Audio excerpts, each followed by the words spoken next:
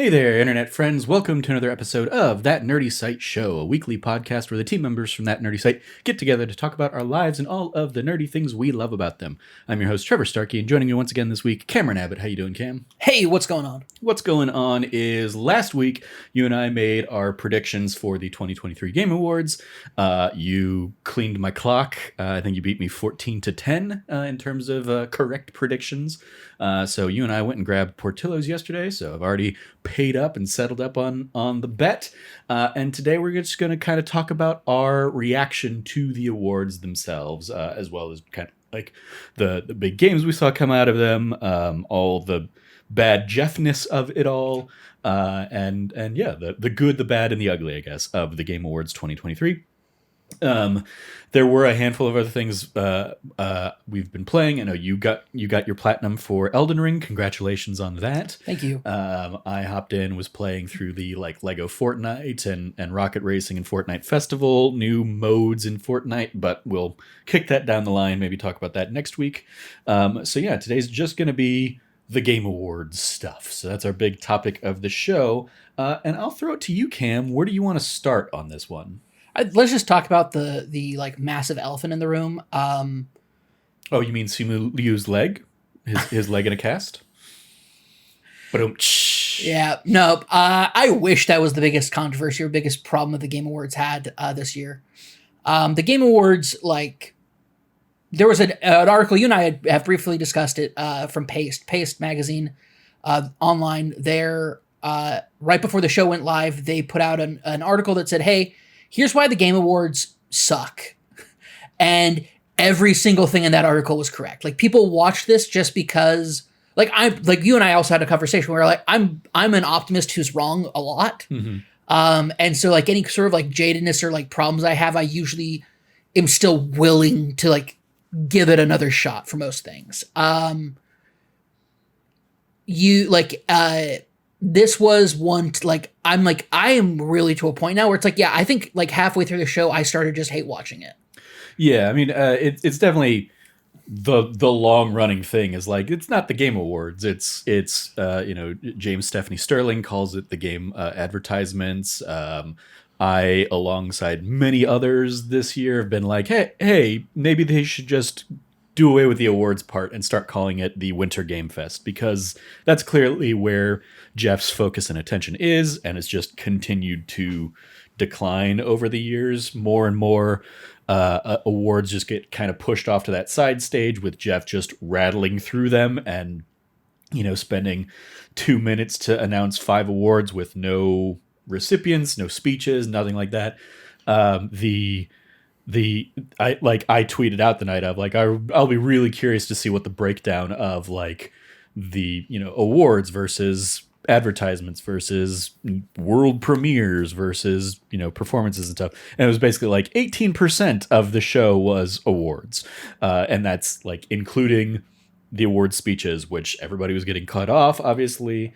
Yeah, there was an email an email from a nominee. I'm not sure if that was ever sourced, if it was kept anonymous. Put out that if you were nominated, you were given a notice as part of your nomination that you had 30 seconds for your acknowledgments. Mm-hmm. So yeah, which even that was bullshit. Yeah. Just bullshit. Especially as people were tweeting out the night of hey, maybe that's extra bullshit for non-English as a first language speakers, since Sam Lake was one of the first ones that started getting played off. It's there's just no respect paid to the devs at all, and fuck Geoff Keighley for calling this an award show and constantly wanting to aspire to be the Oscars of video games. It's imagine if the Oscars was okay, and now we're going to have some presenter just rattle through, best sound design, best costume design, and none of those people get to talk, none of those people, and we're back to the main show so we can go and see the next trailer for the biggest Marvel thing coming up. It's not even... I saw, I think George maybe was tweeting that it's basically, or one of our friends I think tweeted let them be the MTV Awards. Sure. Stop watching this as if it's our Oscars. It's not our Oscars. Nope. That's never going to be Geoff Keighley's thing. He's not going to go out there at, like, he has his board of directors is basically all of the heads of all the studios. So he's not going to go out there and respond to the 7,000 plus layoffs this year. He's not going to go out there and respond to the Future Class request to acknowledge the Gaza genocide. Like, he is going to play it as safe as he can, and never going to piss off advertisers if he can.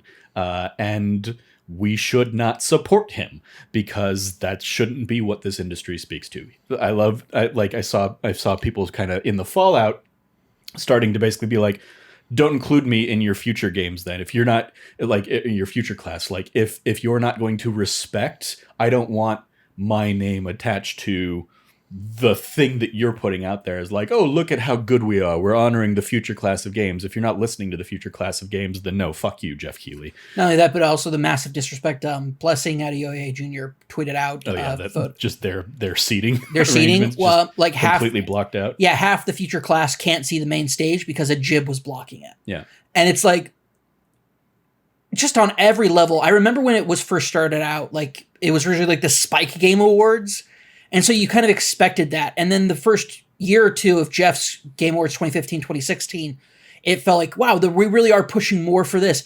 And then it just has devolved into it just being the winter game show. And like, you and I talked about it on our way back from Portillo's yesterday. But even for like awards that they're not going to have on the main stage, they have a special ceremony before the award show earlier that day for all of the kind of like smaller awards that aren't the big ones. Mm-hmm. Yeah, I mean, it's a long running, like, here are the untelevised, or here's like the, you know, like the Emmys, the Oscars. Yeah, here's what they are, and they're even pretty the Oscars got a whole bunch of shit when they started pulling things out of the main show and doing that, and so they started bringing them back into the main show. Well, yeah, because they're pulling out some big awards. Like, there's some smaller side awards of like best VFX for such and such categories that they have that are more, that way they continue to acknowledge these things, but it doesn't take up airtime. And like, that's an understandable balance. Not the best indie game of the year. Mm-hmm. Best indie game, best RPG. Best RPG. Like, yeah. The only reason Baldur's Gate got stage time is because they came out and actually won Game of the Year as well. And best best acting, like best performance. Yeah, Neil Newman. Yeah, like that's it. That's it. That's the only like. Oh yeah, of their 6 awards, they got to actually like appreciate 2 of them on stage. And there's nothing honoring video games. There's nothing honoring the developers, the actual developers, not the companies and the C-suites that are responsible for 9,000 jobs being lost in this last calendar year. Like, in the last, I didn't even realize it was up that high. Last I'd been seeing, it was like the 7,000 number. Nope. But as of the most recent layoffs across the board coming in through December, it's now around 9,000. Yeah. No just a lot of families now without, like, there's so many, like, you can talk about the myriad of issues that come with unemployment. And you're right, Geoff's not going to talk about it because Bobby Kotick's on his board. Like, let's be very real here. This is a marketing avenue, and it has solely become that. And it is disheartening to see something that, it's disheartening to see that, but it does also bring people together.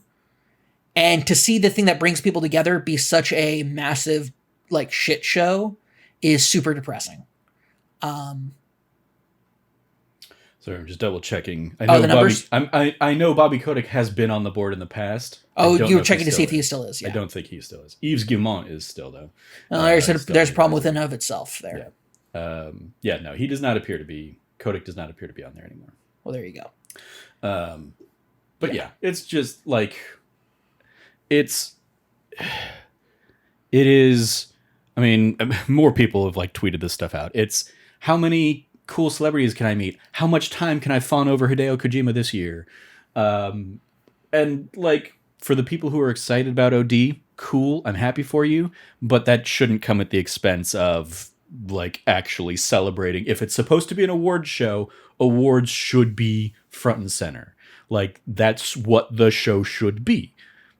if you're not going to do that, stop calling it an awards show. Make it a Winter Games Fest, even though technically it would be in the fall. You don't give a fuck that Summer Game Fest is technically still at the end of spring. So, who cares about names? Oh, clearly Geoff doesn't, because he's been calling this thing the Game Awards for the last number of years. Words should matter. They should mean a thing. And yeah, it's very disappointing that, like the things that are, going around, the please wrap it up sign coming up as Baldur's Gate is, lamenting the loss of their staff over the course of the game and stuff like that. Just like, that is like, fuck Geoff's direction that's, go ahead and have a please wrap it up sign after 30 seconds, even for Game of the Year. Again, you had Kojima out there circle jerking for 6-7 minutes. Go fuck yourself. But that's also falls to the director or whoever's like saying the go on that button to like not have the wherewithal to be like, oh, this is going to be in really bad taste. I shouldn't, start playing them off while they're, lamenting the loss and like this real shit. Like, just it's not a good production. And it has no respect for the people that it is ostensibly there to celebrate. And it's just infuriating. And I'm like, at this point, I'm not even going to bother hate watching next year, because you shouldn't get my view. I'll watch any of the big trailers that come out after the fact. I don't like I don't want to be, contributing to the bullshit of the economy or the economics of the Game Awards, until they, admit that they are not the Game Awards and do that kind of shit. And just like, if they come back as Winter Game Fest, cool, I'll watch that, sure. But I'm not gonna support the Game Awards anymore, because and like, this is not a new thing even, but it is like, it hit a breaking point this year for me. The last couple of years I've watched it while at Disneyland, like on my annual sojourns there. So I've had it like playing on my phone while being in line for things. And this year is just like, well, I didn't go to Disneyland, so I'm going to sit here and watch it. You're sitting over there. We're kind of watching it together, but like in our own, independent. I don't know how synced up we were or anything like that. We were pretty synced up, yeah. I mean, we're literally, our computers are right next to each other, and we were watching the same live stream. Yeah. So. But yeah, it's just it's endlessly disappointing when celebrities are coming out there. I mean, like, I don't know what the hell Anthony Mackie's thing was about, like, shut up, no, you shut up, no, shut up, no, shut up. Like, just so much time of that, like. And I don't know, obviously, what was in the room, what was being said. It was people who kept saying, like, you're beautiful, I love, they're trying to have that Keanu moment. Yeah, I mean, that's definitely what it feels like, but he didn't know what the hell was going on. It was 6 minutes of that, or 3 minutes of that, or something like that. Yeah, no, I don't feel bad, like, I don't think that it's, like, Anthony Mackie was thrown into a situation that he did not know what was going on, and so he just got into. Then don't fucking do that. Or like Keeley. I mean, like, a lot of it comes down to, if that's what Geoff's gonna do, then Geoff needs to be like, hey, go out there, just kind of stick to the script, like, we're on a timeline, whatever, like, and if he doesn't, then stop bringing in those people to, come in and promote that stuff. Obviously, he's also, out there promoting and announcing, oh, Twisted Metal's getting a season 2. Again, cool for that. And shout out to my friend from college that worked on season 1. I hope she comes back and gets another writing gig for season 2.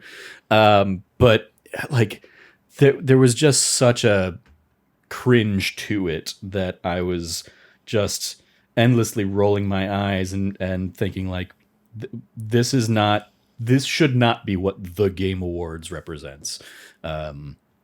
Stop trying to be a starfucker, or have your annual Muppets moment with whichever one hasn't been on the show for. Dude, that was the worst for me. Is you like, we're gonna have Gonzo. It's like, okay, cool. Gonzo having a 5-minute presentation talking about all the different cuckoos he wants to fuck in Tears of the Kingdom. Too much. I mean, at least too much. At least it's true to the character. That's like the thing that got the most writing, I think, and the most, like, focus behind it. But yeah, and I say this as a big fan of the Muppets and all that stuff. They just, I don't know. I don't know what I think like the best use of the Muppets was a few years ago when it was like, here's the Untitled Goose Game, but with Beaker. That was hilarious. That was a fun little bit, and then it was done and cool. This didn't add anything. Nope. To the show. It's just a weird thing. It's obviously weird for the people in the room, as it always is when we see like the pictures of like my childhood's broken because they're seeing the puppeteer underneath. And yeah, it's just like pretty much anything that happens on that side stage.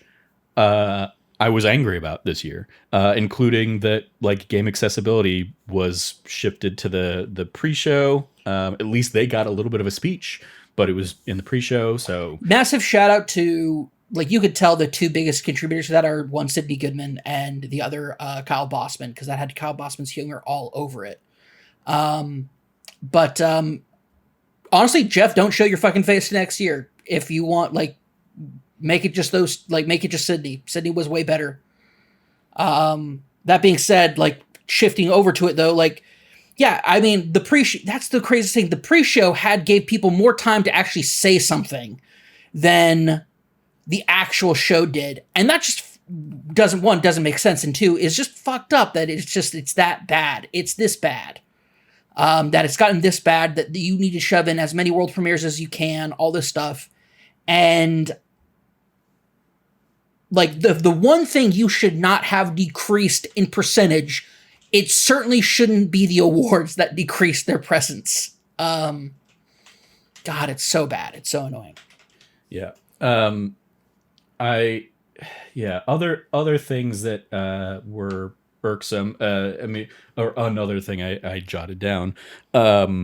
If you tried to take part in any of the giveaways that evening that Geoff kept plugging throughout the show, none of those links worked. They were all down. They were all overwhelmed by the amount of traffic that was hitting them. And so just like nobody could get into anything if you want to try and win a Steam Deck or whatever else they were giving away.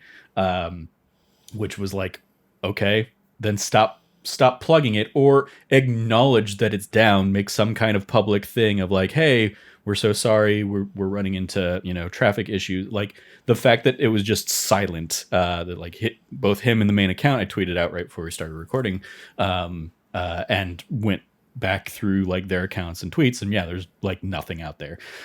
So they like, there's a weird, like, I don't know what the legality of announcing a sweepstakes that you can't actually fulfill or do anything with is, but it definitely seems shady as fuck.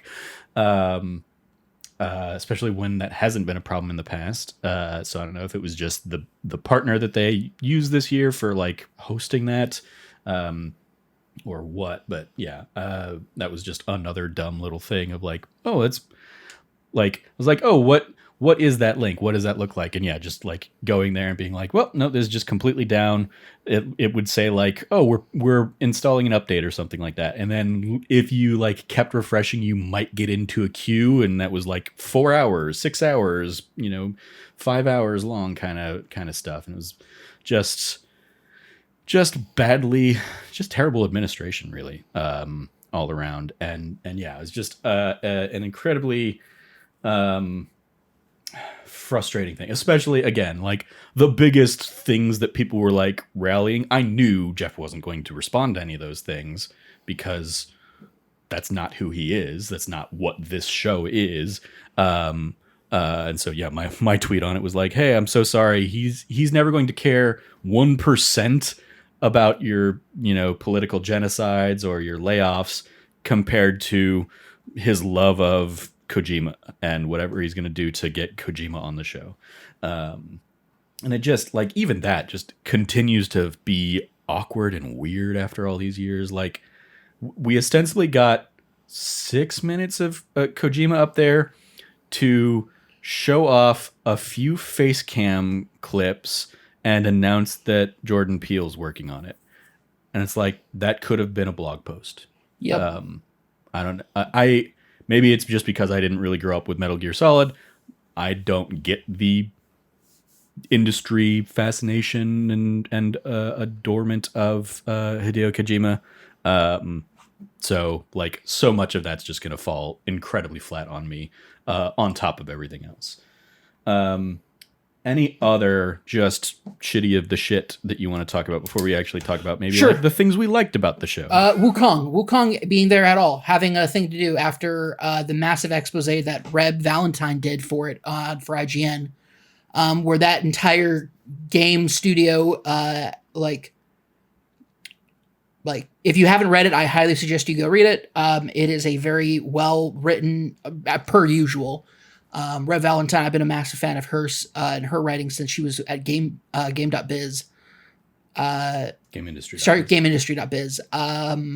But just the amount of everything that we know about that studio now, and the fact that you just like they are just plastered right there at the Game Awards, and it's give me a quick summary. I've not read it. Sure. Know. So you're just talking about. Oh, sorry about that. It's a shitty place to work, and I don't know why. Like the founder, it's like got some like real like the founder, like founders and head of the company. It has like real incel level behavior.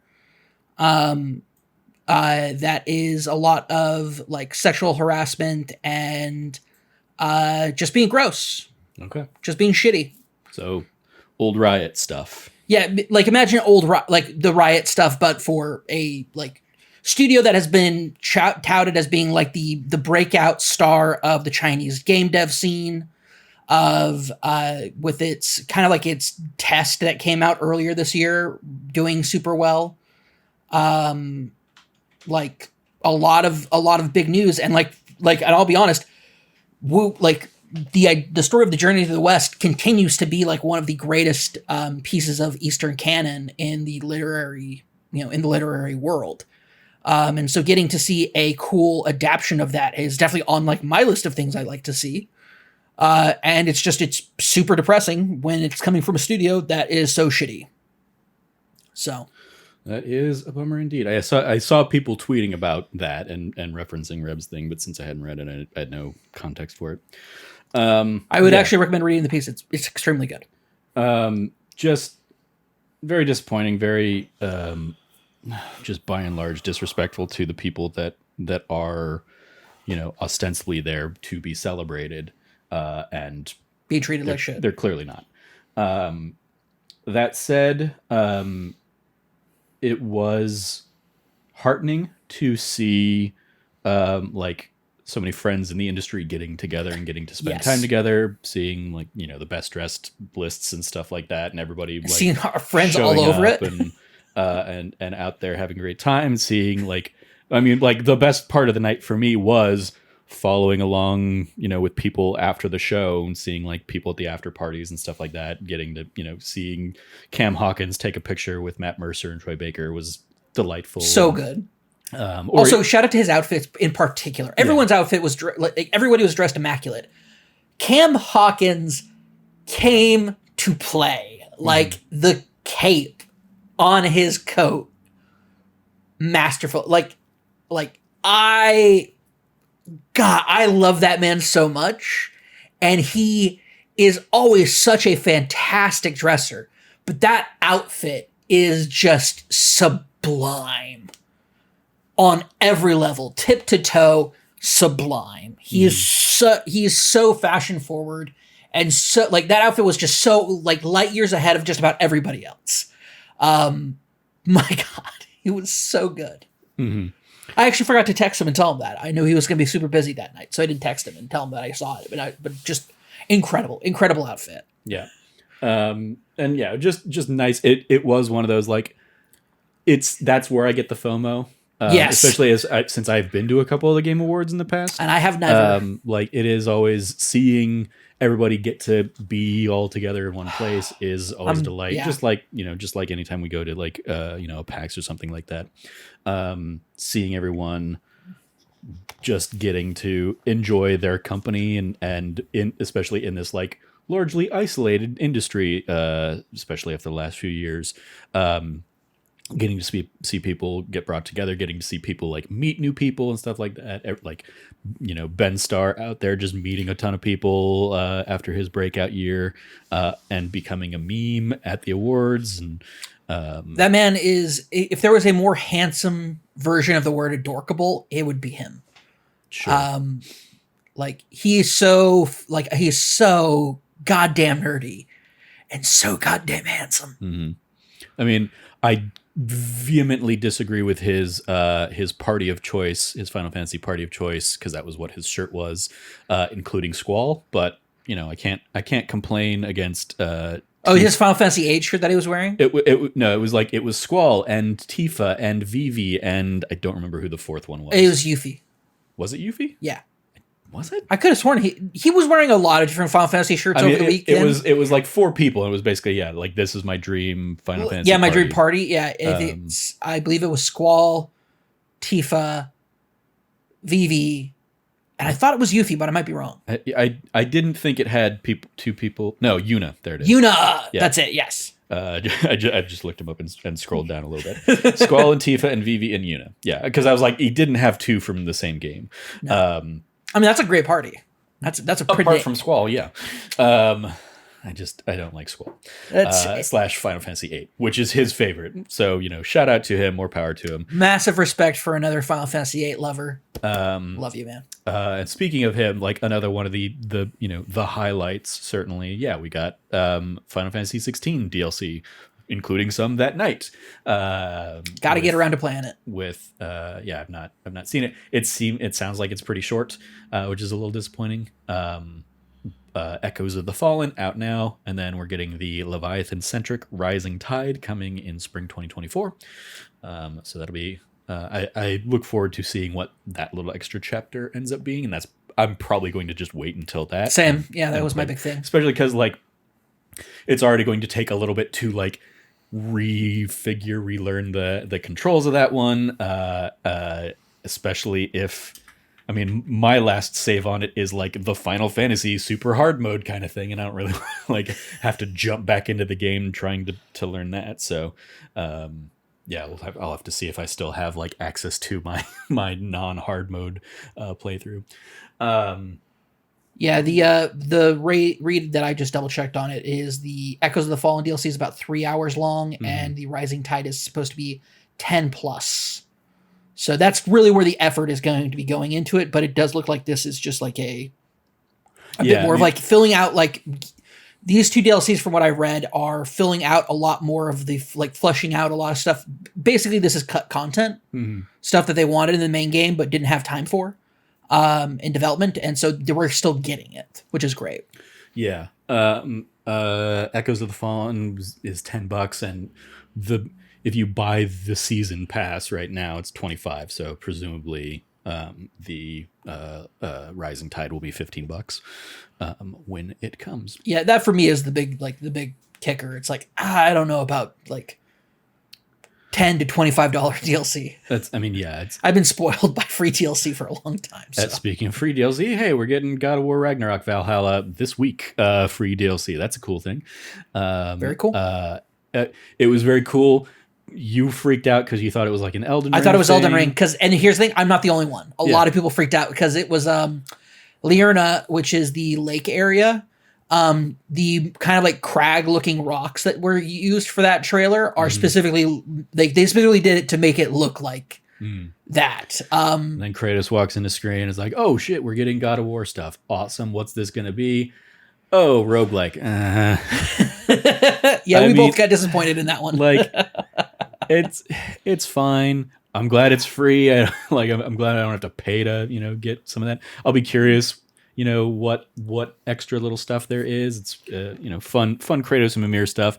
And going back to the first game, I don't remember which of the worlds it was, Alfheim maybe, the place where he was here's a little roguelike section where you need to kind of go in and, come back out and deposit some stuff to get whatever gear you're going to get from there, and 100% that area. It's oh yeah, we didn't get one of those in this game, so sure, it makes sense that they'll do something like that here. We'll see what that ends up looking like. a year on out from last year. What else we got? We got Marvel's Blade from Arcane Leon. Yep. Super stoked about that. Yeah, that'll be an interesting one. Obviously, team behind the Dishonored games and Deathloop getting their shot at a Marvel game. Almost certainly going to be Xbox exclusive if they haven't already confirmed that it is, because obviously it is a Bethesda studio. Yep. So PlayStation gets Spider-Man and Arcane and Xbox getting Blade here. I'm cool with that. That sounds like either way. It's going to come on Game Pass, so it's a win-win for me. Exactly. And I was a big fan of Deathloop. Deathloop was a lot of fun. Deathloop was fun. It didn't have the lasting power for me. And I think it's because you go through each section as you go through that game, you're just doing a loop a lot each time compared to doing a run of Dishonored 2 and being okay, I'm going to do this as the good run and I'm going to do the chaotic run or something like that. Or I would always do the chaotic run first. So you could learn so I knew where things were and didn't have to worry about all right, stealth kill, stealth knock out everybody or whatever, and then do the good run. And yeah, with Deathloop, it just didn't have that. Because it didn't have a non-lethal mode. So that was another I enjoyed Deathloop, but it didn't. It disappointed me as big a fan as I was of the Dishonored games. That's fair. I was it just didn't click in that same way because of how it was designed. Yeah, for me, I know I liked it a lot more than you did, but I also felt like there was a lack of diversity in the playstyle. Mm-hmm. Despite that, I like all the various different guns, especially the specialty guns that you could find and pick up, were that you got from each of the bosses, or rather, not bosses so much as targets. And it really was more about the puzzle aspect of things rather than the action element of those games. All around, I have massive faith for Blade to end up being good, if not spectacular. So, very big fan of it. I just looked it up. It was your number 3 game of the year. Yeah, Deathloop was. It was my number 5. It was Logan's number 2, but that was also because Logan barely played 10 games that year. Yeah. One of his was Alan Wake Remastered, and it's that's okay. Yeah, sure. Well, and Grand Theft Auto Definitive Edition. Cool. Anyway. So yeah, I'm excited for Blade. I'm going to be curious because they did say it's going to be a third-person Blade. Cool. It's going to be just in France. It's just going to be Paris. Blade, the Daywalker in Paris. Yeah. Very, very excited for that one. I imagine that's going to be 2025 or 2026. So we got some time before we're going to really see more of that. But still a cool new entry in the Marvel verse. Mm-hmm. What else we got? We got Final Fantasy VII Rebirth, which had a beautiful performance on stage, and then also a trailer drop aside, and the trailer had way more stuff in it.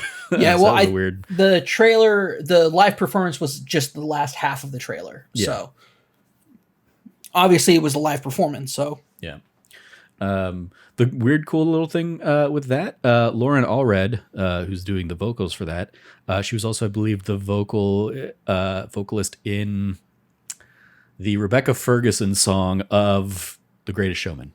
there you go. Okay. I just remember seeing her name in the soundtracks and being that's not who was playing that character. Oh, she sang it, and Rebecca Ferguson lip synced it.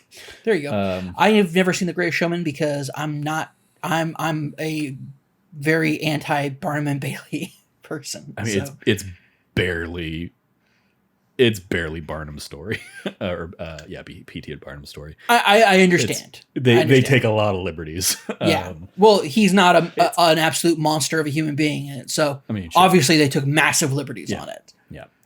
It's a fun enough Hugh Jackman performance.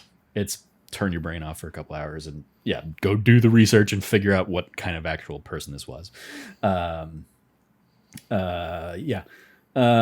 Speaking of performances, we had that Hellblade Senua's Saga performance. Yep.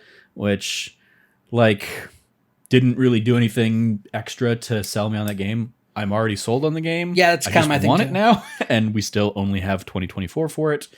I was really hoping for a more solid release date. I'm on record by saying I was perhaps the world's biggest Ninja Theory hater until I played Senua's Blade. Shout out to the individual who asked me not to tell people that they bought me the game to make me play it. But Senua's Sacrifice. Yeah, sorry, Senua's Sacrifice is the first one. It is one of the best games that's ever been made. I think it's spectacular in just about every way. It is an emotional thing that the only downside is I just didn't think it had a good ending. And so when they announced they were doing a sequel, I said, great, there we go. That's also my problem. The ending to Senua's Sacrifice kind of sucked and was like kind of out of nowhere and kind of dumb. And so then basically like, don't worry about that ending. We have a sequel coming out. And it's like, great, I'm on board 100%. I can't wait. Gosh, it's such an exciting time. I know that was announced forever ago, but I have no doubt that this is one of those things where it's like, hey, we need more time to like really make this game special. And I'm okay with them having enough time that they need for it. So very big, very excited for that. Yeah. It was Logan's Game of the Year that year. Was that 2017? Something like that. It's been a while since Senua's Sacrifice at this point.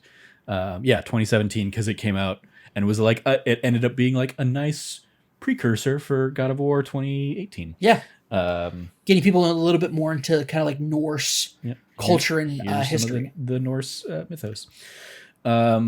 I've rattled off a handful of exciting things. Any that you want to give a shout out to? Sure. Pony Island 2 Panda Circus. Holy crap, okay. I'm excited for that game. Cool, because that wasn't on my list.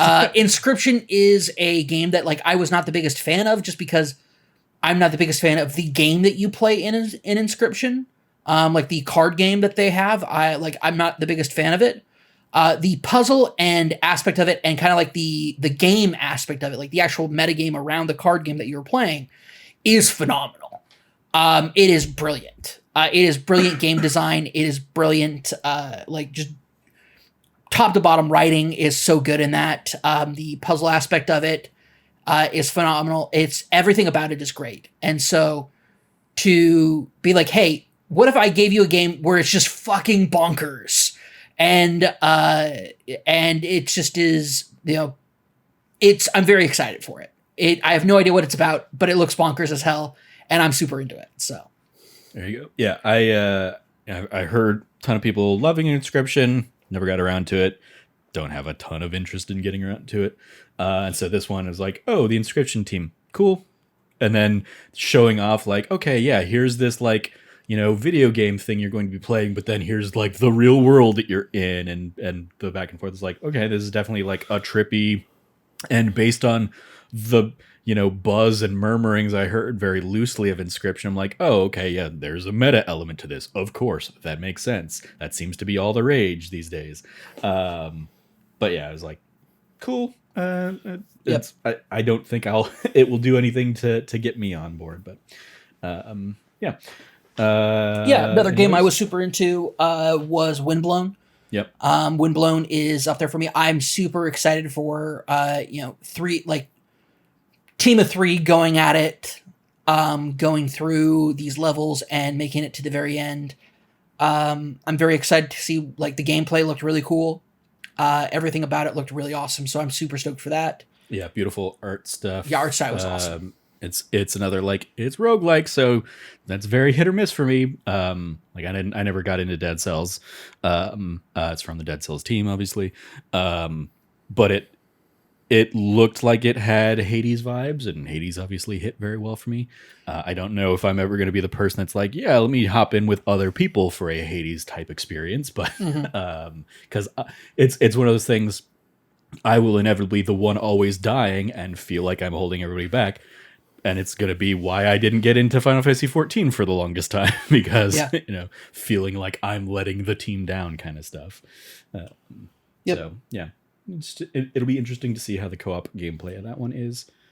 Next up for me is Metaphor Rinfantasio. Mm-hmm. The spiritual successor to the Persona 3, 4, and 5 from that team.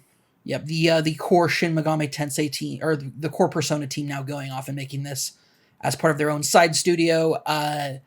Very excited about it. I'm loving what I'm seeing from it as far as like the story and world go. Very cool stuff going on there. Yeah, that was one I didn't like. It, like every time I see it, I'm like, yeah, this looks Persona. This looks like it has all the Persona-y things. We'll see if it, is able to grab me and draw me in the way that the last couple Personas have. So, cool. One I'll shout out is Harmonium, the musical. I was going to actually bring that up next. Yeah. I think that one just looks super cool. It seems like a inevitable winner to be shifted off to the side for best game accessibility, because they were very much touting that is kind of the driving force of making this accessible game where a deaf character has a musical basically going on around them. Seeing the dedication to animating the sign language was super cool. And while I don't do a lot of theater anymore, I still am a sucker for it. And so if you're going to throw a musical into a game, I want to see what that looks like, what that's about. For me, I've always been, ever since when I was a kid and I saw Mr. Holland's Opus, and finding out how people who have difficulty hearing or can't hear at all, the accessibility that they find in music, and how music is such an important part of, deaf education and expression and art. Seeing this and being like, I'm so glad people are doing this. I'm not smart enough to figure out how to make this idea work. And it really looks like they know what they figured something out on how they're going to do this. And I give just the insane amount of props to the dev team for, one, being ambitious enough to take this on. Mm-hmm. This is such it's a big deal. It's a big deal this game is being made. It's a big deal that it's not just some like small one-person indie project. It also looks like it has legs, so to speak. Like it looks like it's gonna, like, it is about telling this story, and they're gonna do it in a really amazing way, and I'm very excited for it. Mm-hmm. When it came on, they started kind of like talking and showing it. I was like, oh, this reminds me. I never went and watched Coda a couple years ago that I kept meaning to, especially when I had an Apple TV, Apple Plus. It's account. Really good. I highly suggest it. It's really I've heard nothing but good things about Coda, and obviously the movie won Best Supporting Actor for that gentleman who is like a Mesa native or something. He is. He went to Westwood. He came back. He got key to the city. Yeah. And then while he was there, his car got broken into. Oh yeah. Because nothing says Mesa. Yep. Mesa, a city of great performing arts and a lot of theft. Yeah. So whenever I re-up my Apple TV subscription to finally go back and watch the 3rd season of Ted Lasso, I'll also slot in some time for Coda. In excitement for Harmonium, the musical. Yeah. Very excited to see what comes from that game. Yeah. So, any others that you want to give us some? I mean, I have a full list here. That's pretty lengthy here. So let's just get through it. Exodus, that game that Matthew McConaughey came out to expressly tell us, he goes, I am in this game. And then we saw nothing and of then him in it. And he needed to be that expressed about it, because otherwise people would think, oh, we're going to see him in this trailer. It's like, oh no, he's telling us he's not a character in this trailer, but he is in this game. And an integral part of it too. So I'm like, cool. I liked what I saw from the trailer. I think it's a cool idea, and it's from the people who made Mass Effect.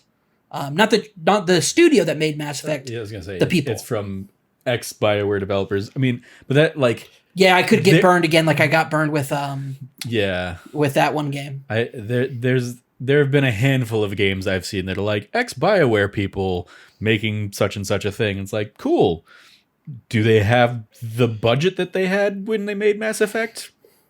No? Okay, well, we'll see how this plays out. I remember when I came back to you, I was like, about that one game that I got the review code for. I was like, yeah, I don't want to talk about this game. And you're like, oh, I'm like, I got nothing good to say about it.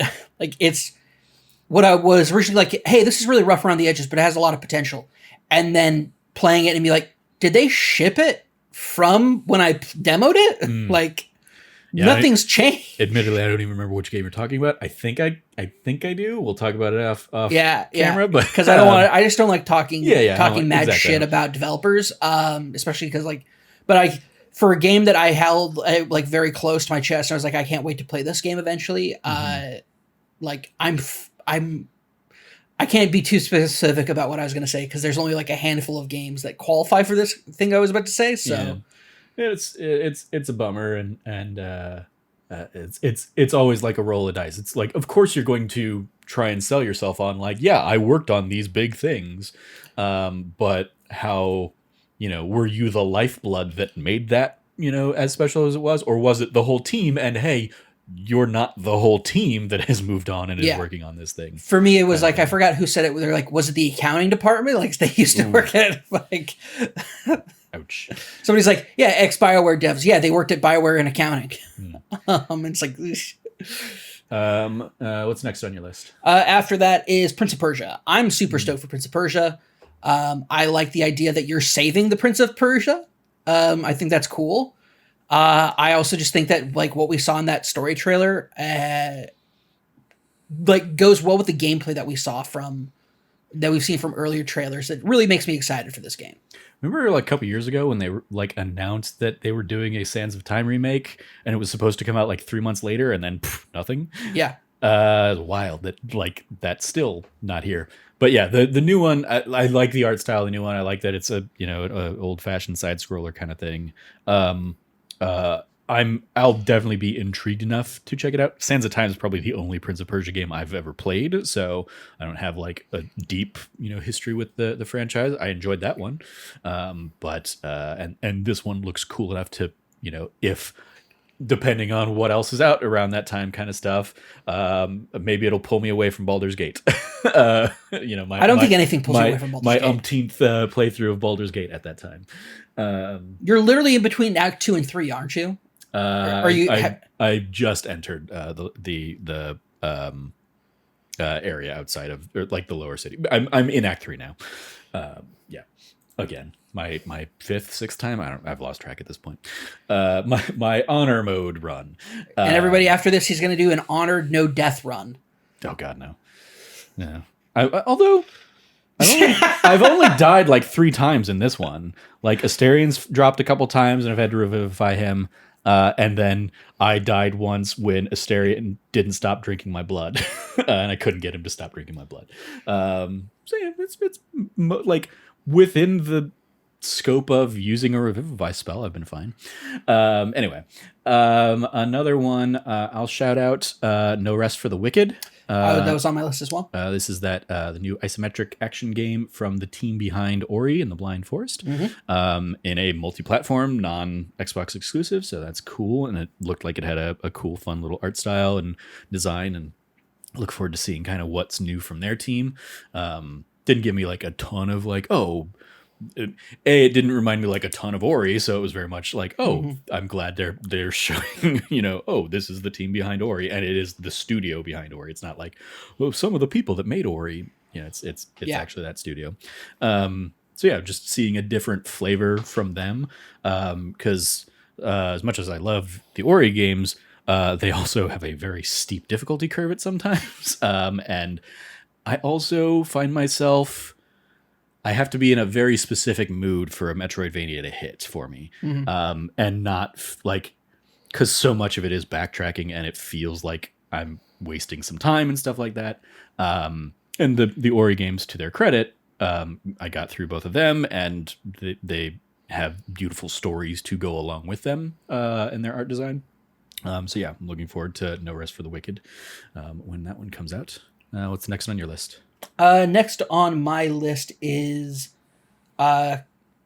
Kamuri? That's the next one I had on my list here too. Yeah. That game looks rad as hell. I'm super into it. I probably won't. I mean, it looks rad as hell. Probably won't be for me, especially knowing like Akumi Nakamura, this is her new game, her new studio. She was like a breakout, success of E3 a few years back when she showed off Ghostwire Tokyo. Mm-hmm. And then, like, within 3 months, I think she was gone from Tango Gameworks and no longer working on Ghostwire Tokyo. Yeah, from what I understood, it was a matter of the game direction took a big shift. Like because they basically were like, yeah, it's coming out at this point, and they're like, actually, we're going to like postpone it further out, and they completely reworked the game. Sure. Yeah. But Ghostwire Tokyo, not my jam. Too spooky horror thing for this. This very much didn't seem to be. I mean, or at least, I don't know, admittedly, like, it was a couple days ago among a flurry of other trailers. I remember thinking, oh, the art style and the like culture of this trailer looks really cool. But I don't know if it'll ever actually grab me and pull me in. But yeah, what about it really spoke to you? The art style had a lot to do with it, but also it felt like this was originally like what I felt like the original pitch for Ghostwire was before we kind of like saw the gameplay from it back when it was the trailer first debuted. The kind of like aspect of the unseen world is taking part in it, and this time it feels like maybe it's a bit more active, maybe it's a bit more of a team-based game, maybe it's a bit more like I'm very curious to see what this game ends up being. But the art style and kind of the direction and the kind of feel and vibe of the trailer definitely got me pretty hyped. So I'm very excited to kind of see like what comes from this game, and hoping that it is a lot more action paced, less on the rails sort of feeling that Ghostwire was. So cool. I think I only have one more on my list that I wanted to highlight. Anything else you've got on yours? A couple that I can go through. OD, I thought looked very fascinating. I was one. I'm really curious, like what you thought was fascinating about it, because it was just close-ups on actors' faces. Oh, from a lot of the hints that were kind of like laced through that, it looks like we're getting what was kind of the original, like. I mean, yeah, it definitely seems like, oh, this is, he can do PT now. Yeah, but that's the whole thing. For me, OD is kind of like the spiritual successor to the concept that was PT. And so that's where I'm at. That's why I'm excited. If it is that, like it seems to be hinting at, and kind of like, I mean, it's not even really hinting so much as him telling us at this point without just being like, yes, that's what it is. Mm-hmm. I'm super on board with that. And the fact that it looks like it might be, and from what I saw, and the fact that like all these different people have been coming through his studio and everything, some of them could just be tourists of like fans of his, but also I think that the fact that Jordan Peele is going to be further involved makes me think that we're looking at possibly a much more of a anthology take. Yeah, that's what I was like you saying. got with the Dark Pictures anthology. Yeah.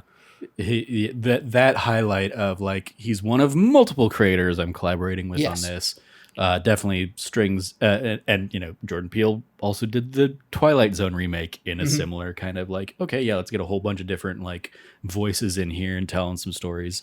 So I really feel like if that's the direction they go in, this could be extremely great. Mm-hmm.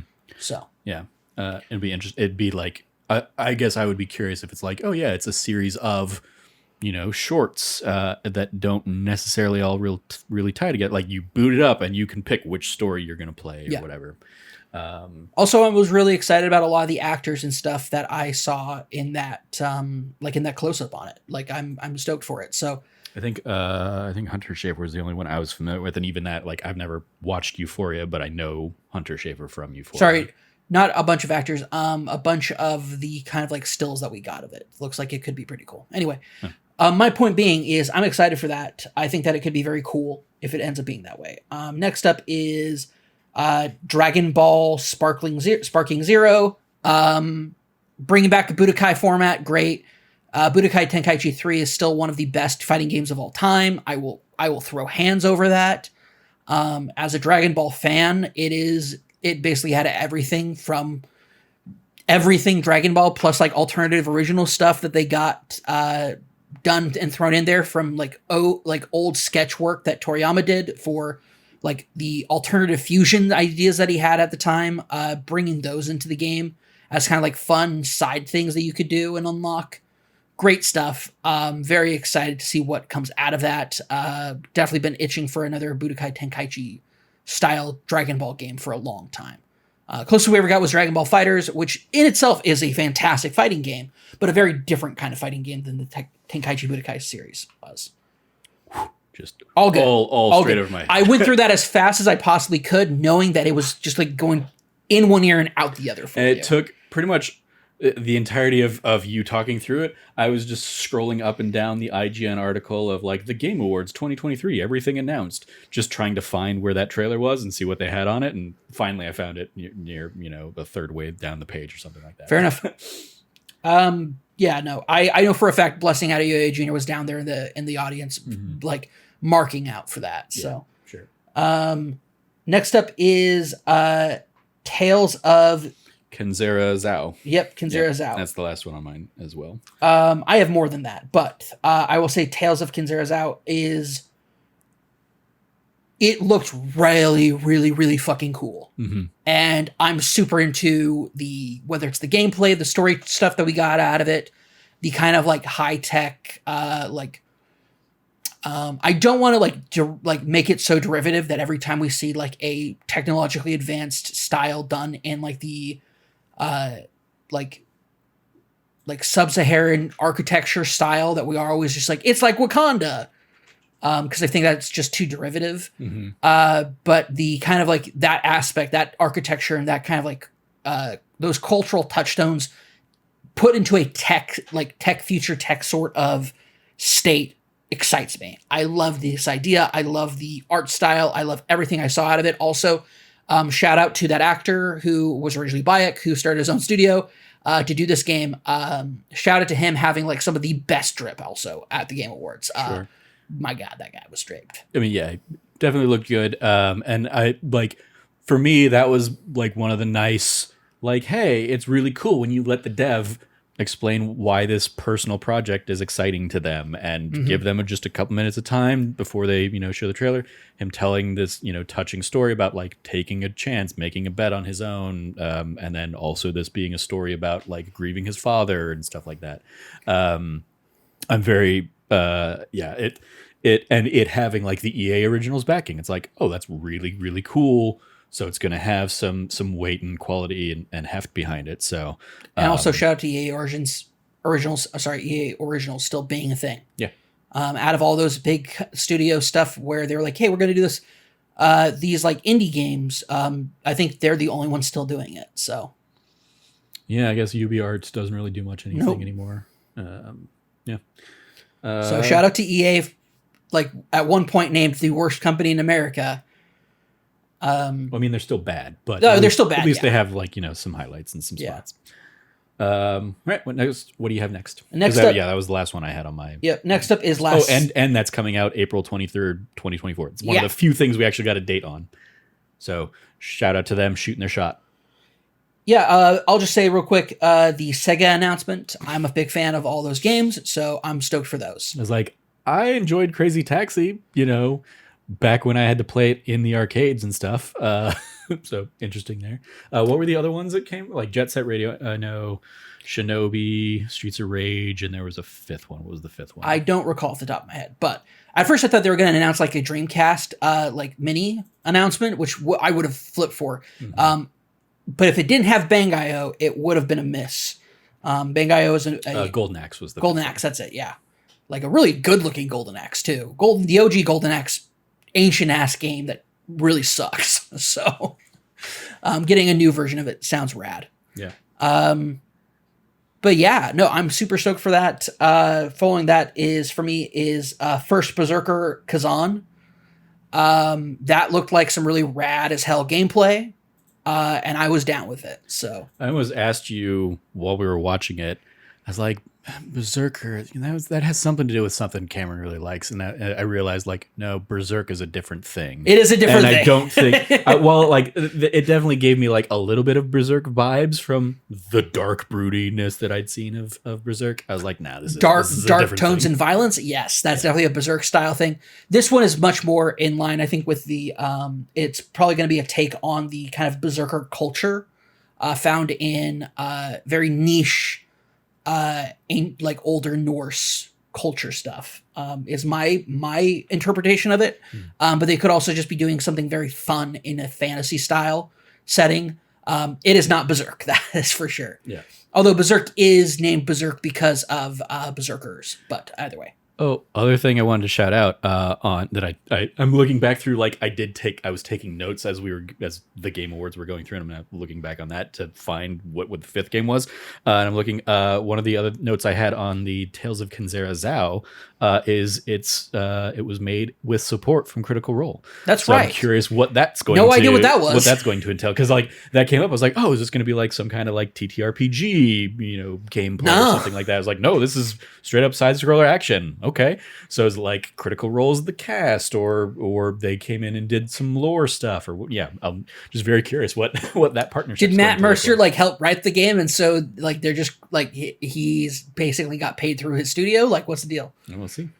Yeah, so I'm super excited for that because that looked rad as hell. Last Sentinel's another one. That's the one where it was the cops about to bust into an orphanage or like a temple or something, and they all get murked by like this Oh yeah, the demon. Yeah, the demon with the badass helmet. God damn, I love it when helmets do like sci-fi helmets do cool shit.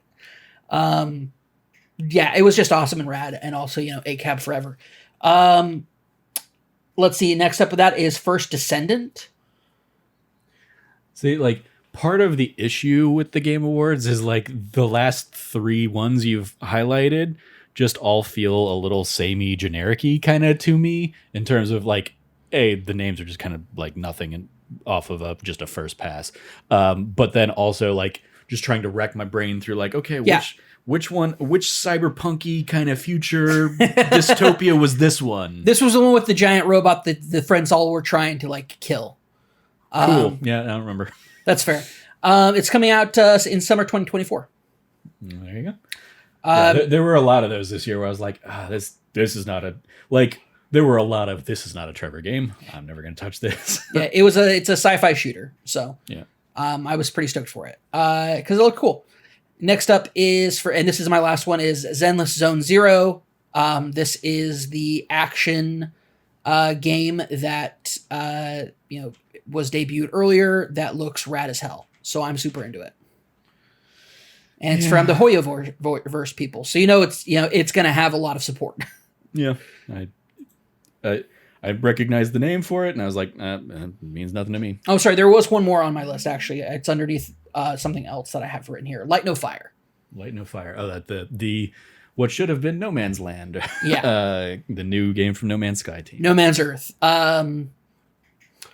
Yeah, that's pretty much it for me. That one looked really cool. I love the idea of like taking kind of that same concept of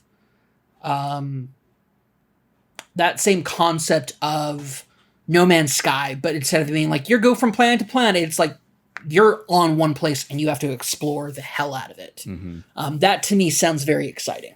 Yeah, I mean, like it. Well, it's hey, they're making it seems like it's going to be like MMORPG kind of thing for Earth, but for fantasy Earth kind of thing. And they're making it, a big world that it's one of those like, okay, Sean Murray said a lot of stuff. We'll see what the end product actually ends up being, I guess.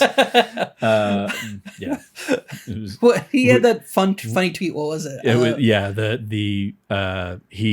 Somebody posted to like, I think it was like a comment on a Kotaku thing. Cause it was like to Ethan Gotch. And it was like, the team basically being like, all right, Sean, just go out there, say we're learning our lessons. We're working on this game. We're very excited for it. And Sean says like, we made Earth. And then just silence from the team. And then he kind of quote tweeted that with like well, fuck. So at least he's like in on the joke now. Yeah. Also, he was the one who tweeted out earlier. He goes, I think I figured out what the definition of an indie game is. Yeah, indie studio is the ones returning the TVs post Day of the Devs. Yeah. One last little one I'll give a nod to because it'll actually be a chance for me to maybe hop in and check it out. Is they're remaking A Tale of Two Sons, Brothers: A Tale of Two Sons. I know Logan really loves that one, so maybe I'll convince him to sit down and do like a playthrough with me or something. Since we did It Takes Two together from that same team. So yeah.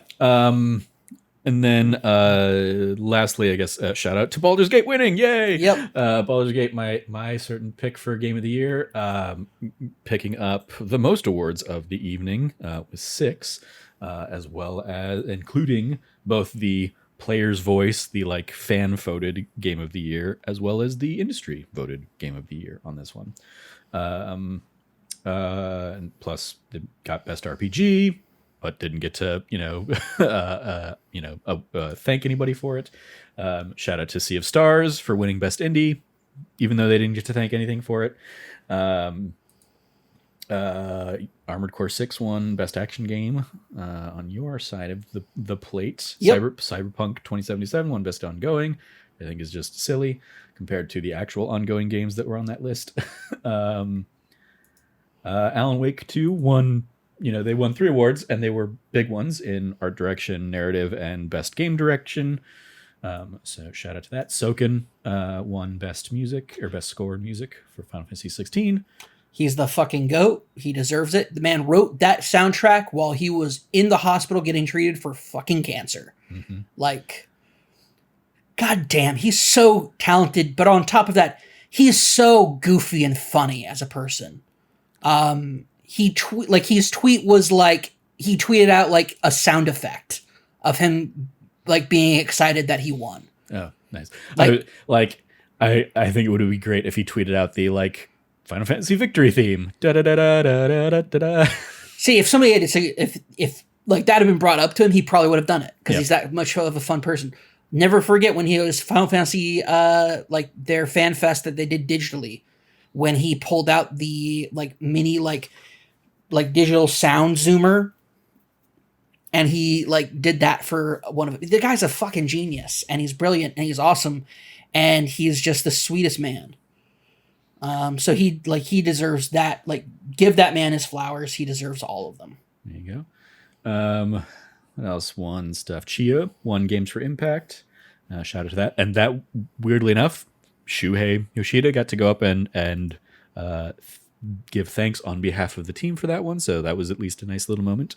Neil Newbon, as we said earlier, won Best Performance, which is great. If they do actually lean into Game Awards in the future, they should definitely do a best lead and best supporting performance, like a lot of the other award shows do, I think, though. Absolutely. But yeah, shout out to Neil. That was great to see him up there.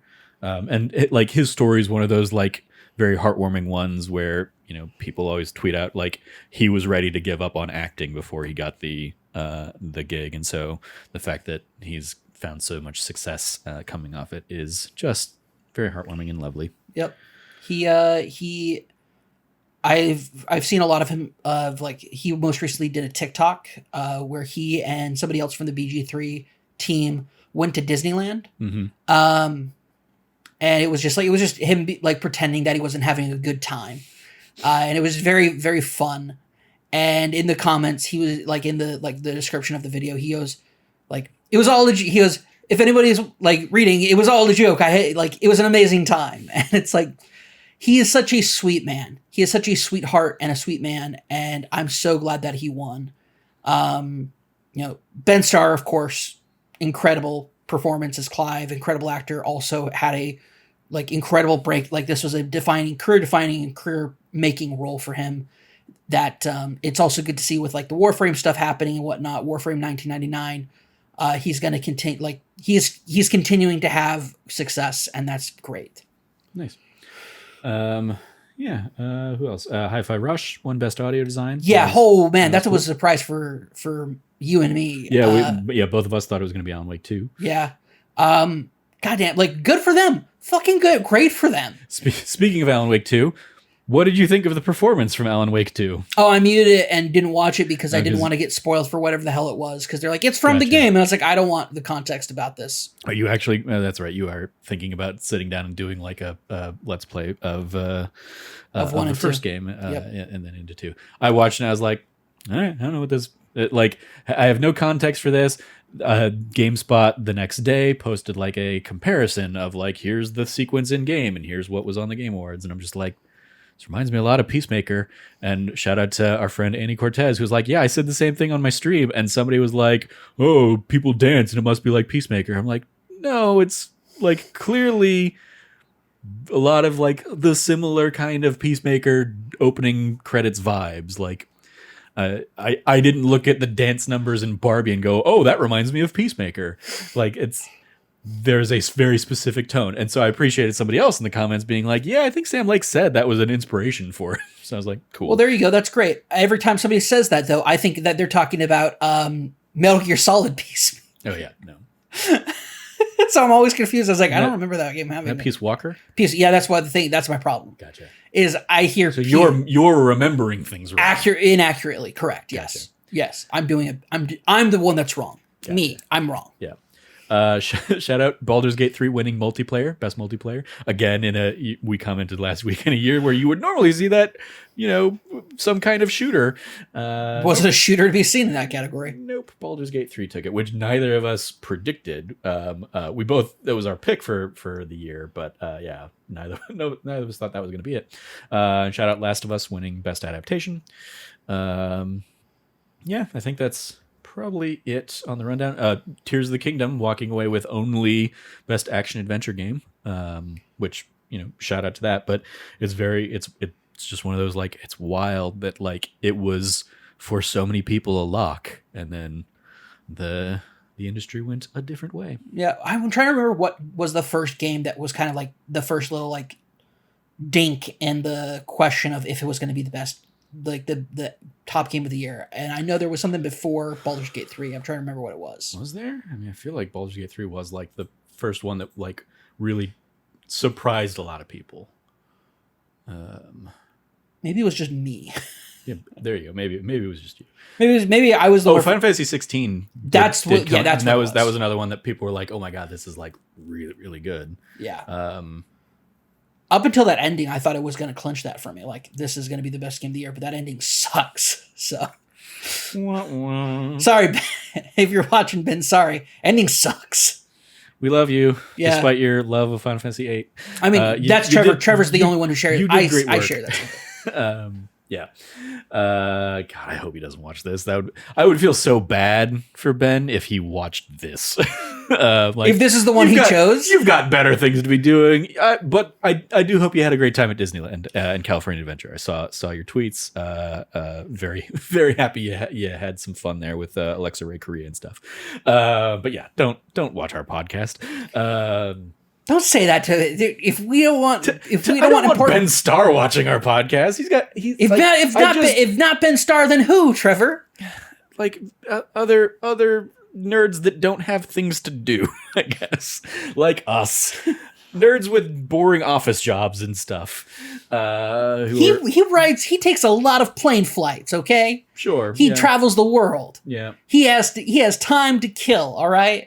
He can listen to a podcast about the Game Awards. All right, yeah, Ben, I hope you're listening. And if you are great on Twitter. Thank you for all of your clip outs, and I'm so happy to see you as bird number 1 in Grand Theft Auto 6. And yeah, every other little gag thing you're doing. What you did I think you were telling me, Cam. I didn't see it myself, but he did the like. He took his meme from the Game Awards and somebody the one else that was in The Last of Us. Yeah. Ben, please be excited. Tweeted out that image of his face on Sarah's face when this soldier shines the flashlight on them. Yeah. That scene. And then he made, like, he in a deep gravelly voice said, like, I will always be your daughter, Joel. Yeah. He's definitely a fun guy.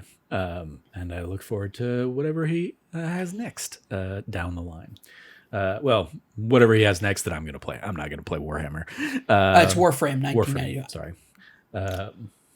I don't. Also think fair, I'm you're gonna not going to play that either. Yeah, So no. But yeah, good for him. Yeah, good for the big winners. Shout out to Baldur's Gate making its way to Xbox and them forgetting to announce that it was now on Xbox in their Game of the Year speech. And shout out to Sven, basically tweeting out like, I had one job. I was supposed to announce that if we won, and I forgot. Just being indicative of how bad Keeley's "wrap it up, please," just affected things. So yeah, there you go. All right. Well, I think unless you have anything else, I think that'll probably do it for this episode. Anything I'm overlooking or forgetting? Cam? No, okay. I think we're good on that. All right. Then yeah, we'll go ahead and call it there. Thank you for joining me, Cam, to talk all things good, bad, and ugly about the Game Awards. You can follow Cameron at RevCabot, 2 B's and 2 T's. Anything you want to give a shout out to there, Cam? Yeah, I want to give a massive shout out to what is soon to be the finale of Baldur's Gate 3 from That Nerdy Site. You are wrapping it up.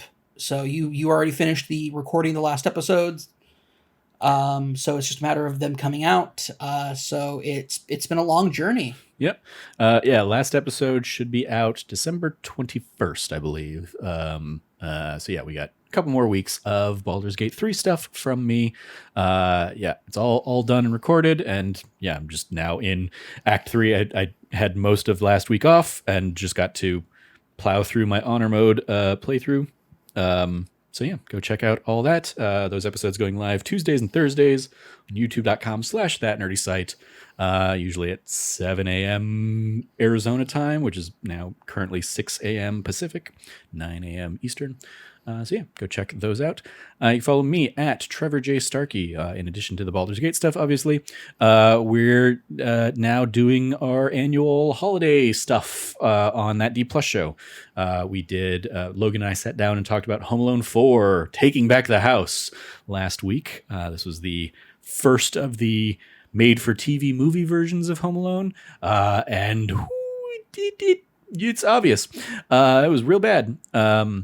But I did get to educate Logan on the mid-90s era where we had fake Diesel and fake Razor Ramon in the WWF, since Home Alone 4 is centered around a recast Marv and a recast Kevin McAllister, but still trying to play fast and loose with the canon of the other Home Alone films. So it was rough, but it was a fun conversation. It was one of those like, this is a bad but we're having a good time conversation with Logan on that one. So go check that out. This week we're going to sit down and do Iron Man 3 for our next run in the holidays, and then the week after, so next week, we're doing episode 200. Probably going to be Ernest Saves Christmas. Hells yeah. So that seems like a fitting episode 200 of that D Plus show. So yes, go check out all that stuff, either on the That D Plus show podcast feeds or on YouTube. You follow all of us over at That Nerdy Site, or go to thatnerdysite.com for all the latest from us, including upcoming Game of the Year, Movie of the Year, End of the Year awards and lists and stuff like that. If you liked what you heard, please remember to rate, review, like, subscribe, share the podcast with your friends, all that fun stuff. Thank you for listening. As always, stay nerdy, be good to each other, and fucking Geoff Keighley be better. The Game Awards need to not suck. Be better.